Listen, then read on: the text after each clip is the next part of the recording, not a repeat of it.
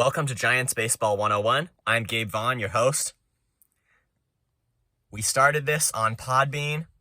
This was something that started there, and now it has moved to YouTube, and that hopefully will attract a larger audience. That's the way this stays on, and one of the best things you can do is tell people about it if you like it, and if you really want to keep this thing on.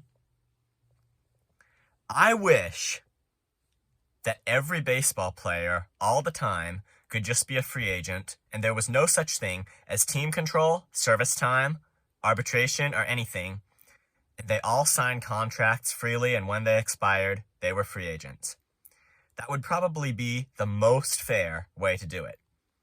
However, there's just one little problem. It is not financially possible for teams to do that. Now, I will just make the point, I don't know how much money these owners are hoarding, whether they could afford to spend a lot more. I really don't know a lot about that. But as we know it, with the way baseball works, this thing, with every player not being limited by team control or things outside of a freely signed contract, that doesn't seem very financially possible because every good player, there wouldn't be that kind of time to have some players on your roster that are performing well, but you can pay the minimum to, and that would make a big financial difference. And certainly in this thing with the competitive balance tax, and players want that raised. The competitive balance tax thing, though, as it stands, and players are hopefully, I'm just saying hopefully, they're gonna move closer to the offers of the MLB on the minimum salary thing because they're making good enough offers.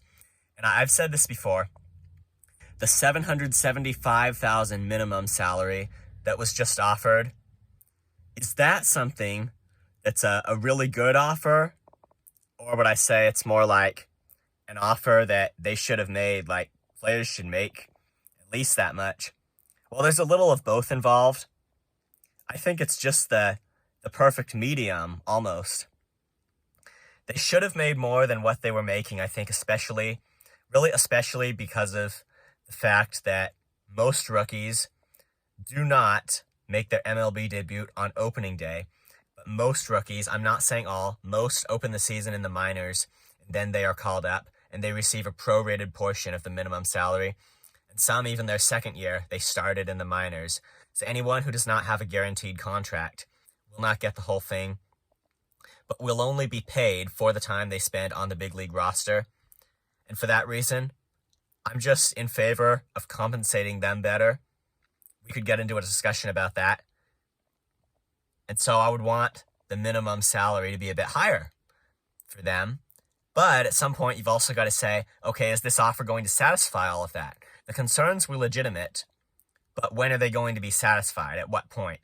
You've got to have that kind of a point, at least if you want to have a season in 2022. The competitive balance tax issue, how does that relate to it? Well, I mentioned on one of my episodes on Podbean, I mentioned that what does it sound like to you that players are asking for a competitive balance tax of, I believe, higher than $224 million? What does that sound like to you? Does it sound like fighting for better pay for the players who are making the minimum, who are on like $500,000 or $600,000 per year? Sometimes it's prorated even, getting them better pay. Or does it sound like these guys who are later on in their careers and they have huge contracts, and you add all of that up and they want to make more money? And I'm going to say something in their defense after just a moment. But what does it sound like to you? Well, to me, it sounds a little more like a big money thing. I mean, if you're making the minimum, I'm going to build off my point about the competitive balance tax. In a previous episode, you find those at Giants Baseball 101 on Podbean, which now has switched to YouTube. But to build off of that point, if you're making the minimum is called the minimum for a reason, and that means that you're going to make it anyway, regardless of what the competitive balance tax is for any given team. That would include yours. Even if their payroll could not exceed a certain amount, because the tax imposed by MLB would not make it financially doable, your minimum salary is secure, and your bonus pool money, because bonus pool, it's like what it sounds, bonus, that much is secure. So what's going on here?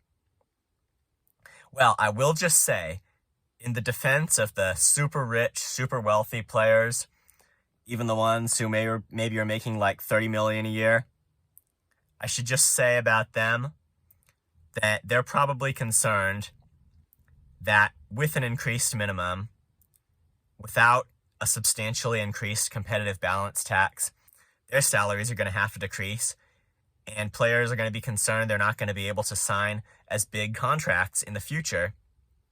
And it could not be so much about them wanting more money as being afraid of losing what they either already have or what they would be able to obtain by way of signing contracts in the future. Now, if you've already signed a contract, you got it guaranteed. There's that much. So that this would be a thing about the future for some of these players.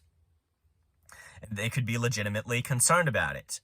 Not that their future expectations don't get any more ridiculously high than they already are, but that they would decrease. And that is legitimate. Now, even though it's legitimate, that doesn't mean there aren't ways to work it out. I mean, why couldn't you just have a competitive balance tax that does not include salaries of players that are making, say, under $1 million per year? Under a seven-figure salary, you would not be included in the budget of a competitive balance tax if they could just work out a compromise such as that. Now, of course, the tax as a whole would have to be lower. The competitive balance tax, and I mean, don't get confused. It doesn't mean the tax would have to be lower, but the threshold, the amount each team can spend, it would have to be lower if a lot of the payroll was excluded from it. Like the minimum, that's not really what this is about.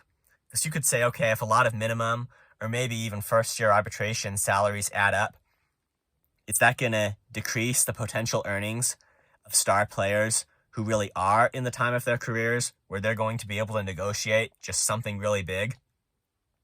Well, if that's a concern, that's why I would be suggesting, well, why can't you remove it from the threshold, remove the salaries that are below a certain amount, and then you could just decrease the threshold accordingly to make it only apply to teams who are really in this competitive thing to actually do what I think this was intended to do and balance the competitive spending thing a bit and make it only apply to free agents with the possibility maybe of including arbitration eligible players in there.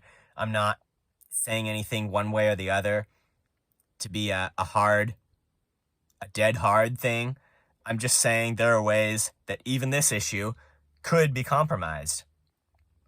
And to say that no one but me has thought of that, I think they're smarter than that. I think representatives of both sides would have thought about this. But if this is being deterred at all by an effort on the part of some players who are already making enough money and would anyway in the future to get more, then it's just intolerable to have a season suspended over this. I mean, that would be just outrageous. Nobody would like that, certainly not me. No real baseball fans. We wouldn't like those players anymore if we knew they suspended our season. And I'm glad to hear they're making progress on a few issues. And I shouldn't accuse anyone because I don't know what's going behind this competitive balance tax thing. I'm not sure what's going behind it. I'm not sure what kinds of compromises have been proposed. I would just like a better understanding of which players are behind all of this, what the difficulty is. I would like a better understanding of who is concerned and about what. Because there are going to be different reasons for different players. They're going to get a collective bargaining agreement out there. They're going to get it solved at some point, but boy, would you want to miss either the whole or even a substantial amount of the 2022 season over some issues that should be able to be resolved. And that's the thing here. And like I said, from what I understand, they're making progress, and that does tell you something. I think the players, which right now it would basically make up the Players Association, I think the Players Association genuinely is feeling the pressure now, and I think they really do want to get the season started on time. I mentioned before, what they're going to do at this rate, they're going to wait till the last minute. They're going to stick with all of their things and little, if at all, move towards the MLB to getting to an agreement. And then at the last minute, they're going to think they're going to be able to resolve everything at the last minute. And I was concerned about that because does that usually work out too well in any other sphere of life? So it's not going to work out too well in this one, is it? No, we don't think so.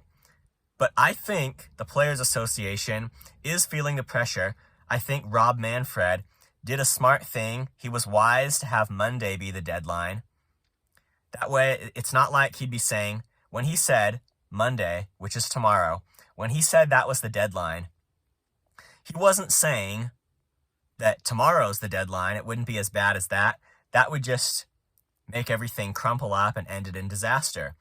He chose a deadline for starting the season on time and giving anyone a chance to earn their full salary. He said, the same guy who said in 2020 there will definitely be a baseball season in 2020 also said in 2022 that missed games will not be rescheduled. They're just going to be missed this season. And he means business. And I think he was wise to do the deadline the way he did it. He's giving both sides more time, but he's also understanding two things. He's also making that last minute come up substantially soon enough that the Players Association is going to have to think about it, and also leaving enough time for spring training to have, well, almost 4 weeks. And I wasn't too happy when they had to delay it until March 8th, when they had already said they would delay it until March 5th. And that meant what I knew, what I predicted was true, and that it wasn't a commitment, not a commitment at all, but a thing where you're not going to have it any earlier, very likely later. And everyone really knew that.